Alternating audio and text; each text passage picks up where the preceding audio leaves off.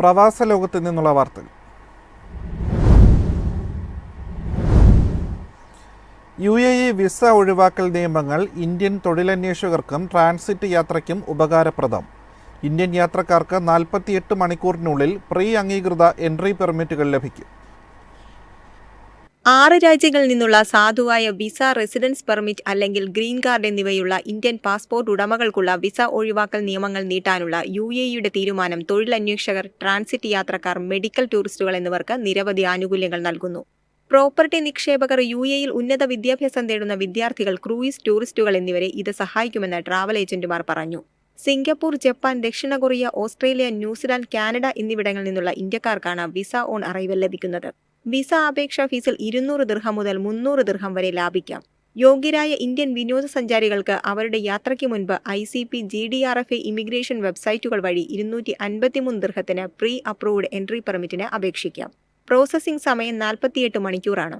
തൊഴിൽ അഭിമുഖങ്ങളിലോ നെറ്റ്വർക്കിംഗ് അവസരങ്ങളിലോ പങ്കെടുക്കുന്നവർ 30 ദിവസത്തെ സന്ദർശന വിസ എടുക്കണമായിരുന്നു.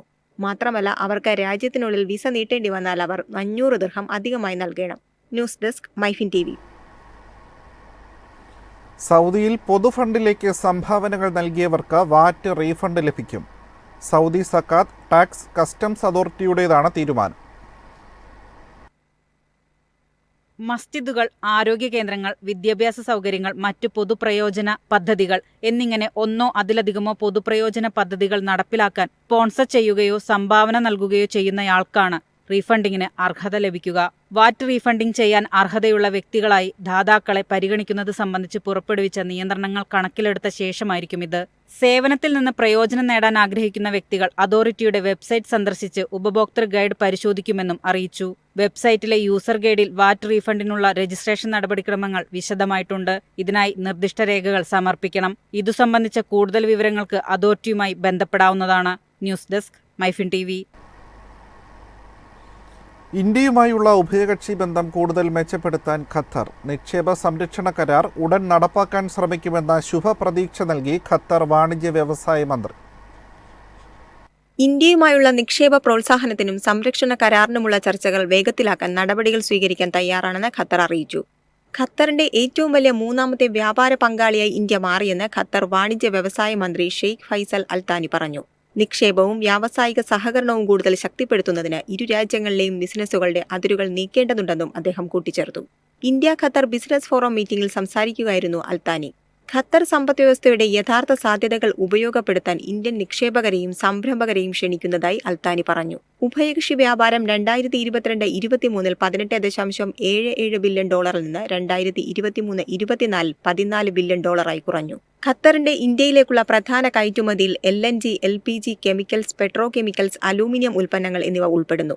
അതേസമയം ഇന്ത്യയുടെ പ്രധാന കയറ്റുമതി ധാന്യങ്ങൾ, ചെമ്പ്, ഇരുമ്പ്, ഉരുക്ക്, ഇലക്ട്രിക്കൽ, ഭക്ഷ്യ ഉൽപ്പന്നങ്ങൾ, പ്ലാസ്റ്റിക് ഉൽപ്പന്നങ്ങൾ, തുണിത്തരങ്ങൾ എന്നിവയാണ്.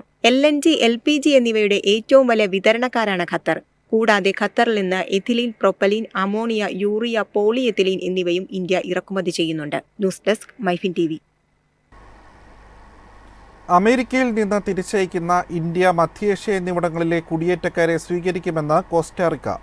കുടിയേറ്റക്കാർ അവരുടെ രാജ്യത്തേക്ക് പോകുന്നതുവരെ അഭയകേന്ദ്രത്തിൽ പാർപ്പിക്കുമെന്നും കോസ്റ്റാറിക്ക സർക്കാർ അറിയിച്ചു. മധ്യേഷ്യയിൽ നിന്നും ഇന്ത്യയിൽ നിന്നുമുള്ള 200 കുടിയേറ്റക്കാരെയും വഹിച്ചുകൊണ്ട് അമേരിക്കയിൽ നിന്ന് പുറപ്പെടുന്ന വിമാനം സ്വീകരിക്കാൻ തയ്യാറാണെന്ന് കോസ്റ്റാറിക്ക.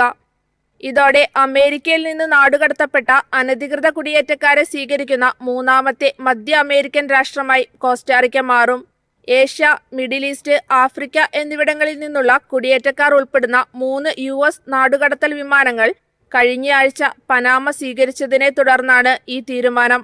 നേരിട്ട് ജന്മനാടുകളിലേക്ക് എത്തിക്കാൻ ബുദ്ധിമുട്ടുള്ള വ്യക്തികളുടെ നാടുകടത്തൽ നിയന്ത്രിക്കാനുള്ള ശ്രമങ്ങളുടെ ഭാഗമായാണ് US ഈ സമീപനം സ്വീകരിച്ചിരിക്കുന്നത്.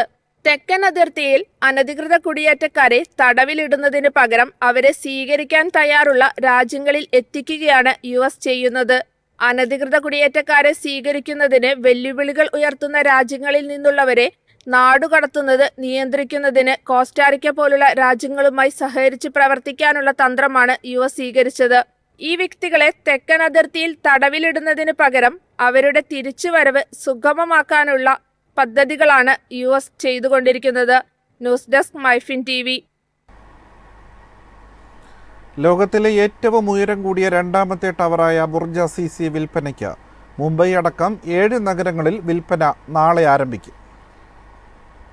സ്വകാര്യ കെട്ടിട നിർമ്മാതാക്കളായ അസീസി ഡെവലപ്മെന്റ്സ് ആണ് ഇക്കാര്യം പ്രഖ്യാപിച്ചിരിക്കുന്നത്. 725 മീറ്റർ ഉയരത്തിൽ നിർമ്മാണം പൂർത്തിയാക്കുന്ന ബുർജ് അസീസിയിലെ അപ്പാർട്ട്മെന്റുകളടക്കം വാങ്ങാൻ താൽപ്പര്യമുള്ളവർക്ക് നാളെ ഇതിനായുള്ള അവസരമൊരുങ്ങുകയാണ്. ദുബൈയിലെ കോൺറാഡ് ഹോട്ടൽ, ഹോങ്കോങ്ങിലെ ദി പെനിൻസുല, ലണ്ടനിലെ ദി ഡോർചെസ്റ്റർ, മുംബൈയിലെ JW മാരിയറ്റ് ജുഹു, സിംഗപ്പൂരിലെ മരീന ബേ സാൻഡ്സ്, സിഡ്നിയിലെ 4 സീസൺസ് ഹോട്ടൽ, ടോക്കിയോയിലെ പാലസ് ഹോട്ടൽ എന്നിവിടങ്ങളിലായാണ് ബുർജ് അസീസിയുടെ വിൽപ്പന നടക്കുക. ദുബായിലെ ഷെയ്ഖ് സായിദ് റോഡിൽ നിർമ്മാണം പുരോഗമിക്കുന്ന ബുർജ് അസീസിക്ക് 131-ലേറെ നിലകളാണുള്ളത്. ഇതിൽ റെസിഡൻഷ്യൽ, ഹോട്ടൽ, റീറ്റെയിൽ, എന്റർടൈൻമെന്റ് എന്നിവയുണ്ടാകും. 2028 ബുർജ് അസീസിയുടെ നിർമ്മാണം പൂർത്തിയാകുമെന്നാണ് പ്രതീക്ഷ. ബുർജ് അസീസി ചില റെക്കോർഡുകൾ കൂടി സ്വന്തമാക്കുമെന്നാണ് അസീസി ഡെവലപ്മെന്റ്സ് അവകാശപ്പെടുന്നത്. ഉയരം കൂടിയ ഹോട്ടൽ ലോബി, ഉയരം കൂടിയ നൈറ്റ് ക്ലബ്, ഉയരം കൂടിയ റെസ്റ്റോറന്റ്, ഉയരമേറിയ ഹോട്ടൽ മുറി എന്നീ റെക്കോർഡുകളാണ് ബുർജ് അസീസി സ്വന്തമാക്കുക. Vertical shopping mall, 7 star hotel, പെന്റ് ഹൗസുകൾ, അപ്പാർട്ട്മെന്റുകൾ, holiday homes, wellness centre, swimming പൂളുകൾ, തിയേറ്ററുകൾ, ജിമ്മുകൾ, മിനി മാർക്കറ്റുകൾ, കുട്ടികൾക്ക് കളിക്കാനുള്ള സ്ഥലം എന്നിങ്ങനെ നിരവധി സവിശേഷതകളാണ് ബുർജ് അസീസിയിൽ കാത്തിരിക്കുന്നത്. News desk MyFin TV.